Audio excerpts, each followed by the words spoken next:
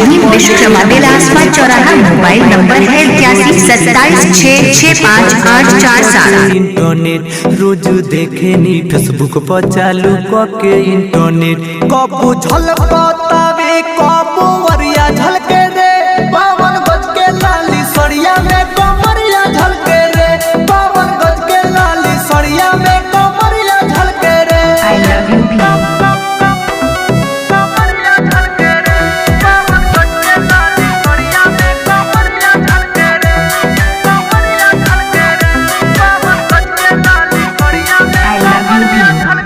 जान मारिला तोर उठला नक के नथिया कन के बाली दिलवा रहे बड़ा बेचैन देखी किसिया काली काली पल्लू सर के जो बनवा के भीतरिया झलके रे 52 गज के लाली सड़िया में कमरिया झलके रे 52 गज के लाली सड़िया में कमरिया झलके रे।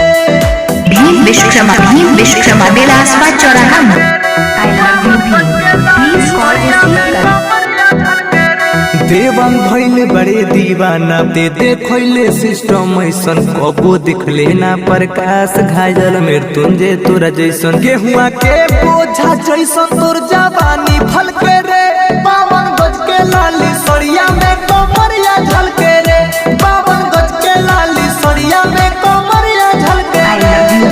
साड़ी के प्लेट कोइले बाबे पगलेट रोज देखे नी फेसबुक पर चालू के इंटरनेट रोज देखे नी फेसबुक पर चालू के इंटरनेट कबू झलकतावे कबू वरिया झलके रे 52 गज के लाली सड़िया में कमरिया झलके रे। भीम विश्वकर्मा बिलासपुर चौराहा। मोबाइल नंबर है 8127665847।